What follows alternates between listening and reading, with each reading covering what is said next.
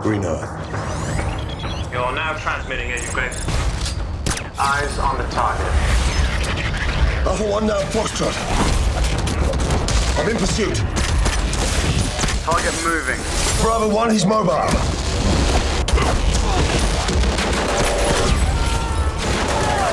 Bravo 2, give up pursuit now. I'd rather not. Hello, chaps. Room for another. Goodbye.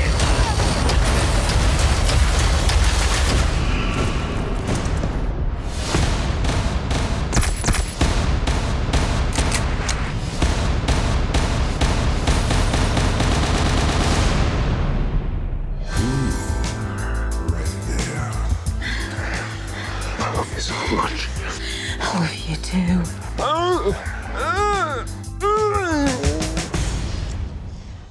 We'll take it. Alright. Hi. Twist here. So, this is a weird review, because I know you didn't expect this one. Of all the things you saw me be interested in, this is the one that I didn't talk about like at all, or ever, because I wasn't really that interested until the trailer dropped. So, the brother Grimsby. I came back from it like half an hour ago, or almost an hour ago, and this movie, usually people would be like, oh, you know, it's another shit comedy, another Hollywood poop fest, as one might call it. It's not, actually. I'm very, very surprised that this movie is good, and it's a comedy. Lately, I know comedies have been pretty shit because, well, Hollywood humor has been pretty crap lately. It's just that the whole, all the jokes are so like protected now because of everyone's sensitivity, and this movie doesn't care. This movie doesn't care, and that does justice to the movie. Now, if you know Sacha Baron Cohen, his movies are very controversial. And this movie is that. It's pretty controversial, but in a way where it's so under the radar. You know, if he did another Borat, everybody knows Borat already. But this movie is really under the radar, and yes, it is getting pretty shit reviews, 50% on Rotten Tomatoes, like 46 on Metacritic, or was it? And that doesn't matter, because if what we've learned from critics is they critic movies based on how the director usually is received. Similar example would be, you know, I know this is kind of, you're like, oh really? Zack Snyder. Zack Snyder's movies rarely, if ever, get above average scores. And again, scores shouldn't matter. That's just for the general audience, and it pisses me off when general audiences miss out on movies such as this one, which this is an actual comedy. When I was in the theater, there was a mother with a child, and the first scene you see is sex, and like legit, like, you know, sex, and there's a lot of moaning and a lot of things. I'm like, oh motherfucker, this kid, like the mother just brought the kid, and it was like, really, this is, and that wasn't even the worst part for a kid. You know, there's legit penises. You know, in a Sacha Baron Cohen movie, of course there's gonna be penises, right? That there was a shit ton of jizz, sex jokes, moaning, sex, and like anal penetrations and all that stuff. It was just, you know, if you were a sensitive person, you're a memester, you'd call it, this fucking movie is cancer, you know, shit, right? But that's the type of humor that people with more mature interests have, and that mother didn't get the child out right away because I guess she wasn't trying to protect him. And she was like, this is humor, this is, you know, funny. And at the start of the movie, there weren't that many laughs.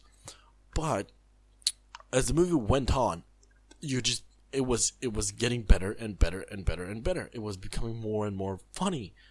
And you weren't laughing at stupid jokes, you were laughing at humor, at actual humor, like delivery. It's not just puns or references, and there were a shit ton of references. Which I also want to talk about Mark Strong's performance. If the thing is, you remember that there was a movie last year that come out was like Agent 47. That should have been Mark Strong, because if you see him in this movie, you're totally like, why hasn't he played Hitman yet? Because if he played Hitman, it would have just worked 10 times better than that other movie. Because the other guy just felt like he was scrawny, wasn't like that believable. This Mark Strong is just so like perfect, and I'm one of the people who are like, I want everything to be spot on. So if I am to tell you that Mark Strong, the person who really facially doesn't really that, resemble, except for the bald head and maybe the jawline, but like everything else, thick eyebrows. Well, I guess the thick eyebrows kind of okay, but it doesn't matter. Like the eyes have to be like blue. That's just little details, but those things can be fixed, and I think he would have made a lot better. He would have been a lot better choice for a Hitman, Agent 47 in that movie than whatever the guy was that got picked. Because everybody forgot that movie, and I don't think that other movie sucked because, and it wasn't even that shit, that other movie. It was just like it suffered from its underperformance from the lead.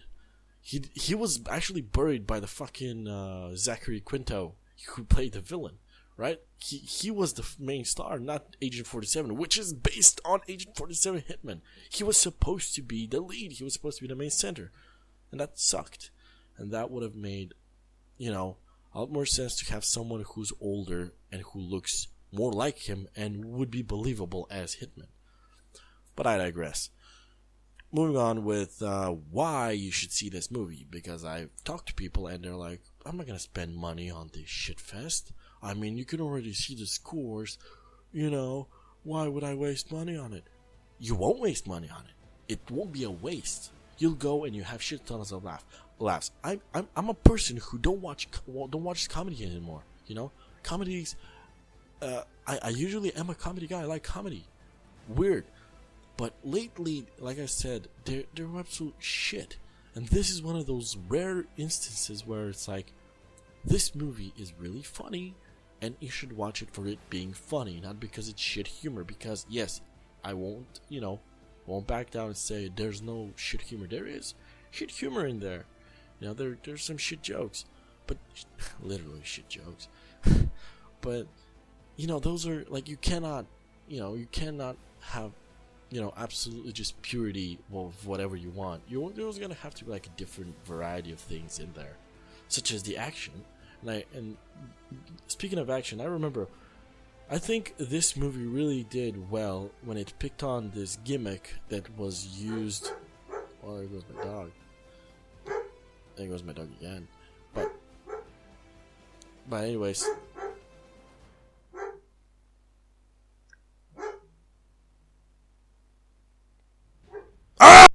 So, the gimmick that they picked up is from this YouTube video I remember, which was like first-person parkour, which developed into a movie, a short movie thing that they did with an assassin, killing people and all that. It was pretty gory. It was fun. Everybody liked it, and I really liked that they picked up the concept and they used it here. They didn't overuse it, which was great, and there was a period of time where they didn't use it at all, and then they came back to it later in the movie, like for a small period of time, and that was great.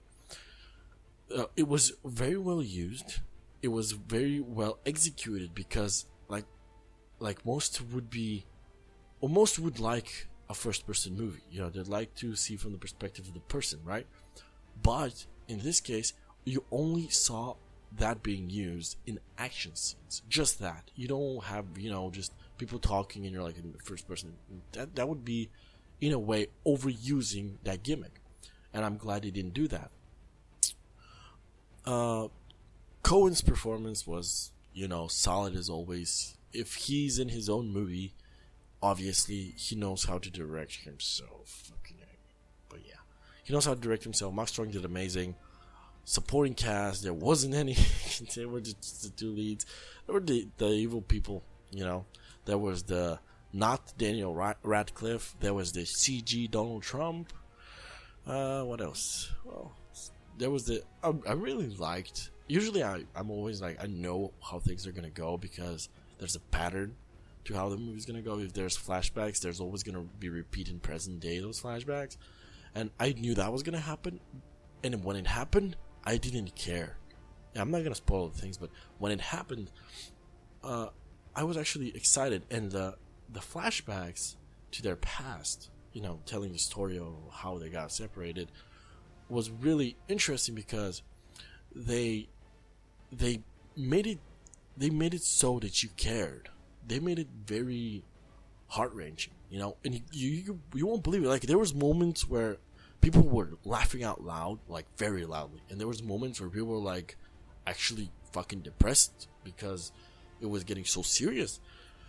And so, I haven't seen a Baron Cohen movie that's like that's had those moments. See, I haven't seen Bruno, but I don't think Bruno has that type of depth. No, I can't remember, but yeah, that's I really like that. It's diverse directing. Again, he didn't direct it, but I'm pretty sure he helped because he was the screenplay person and also the producer. So it was overall just his movie. Just he wasn't the director this time, and I really liked it. And I would say that you should totally go see this movie.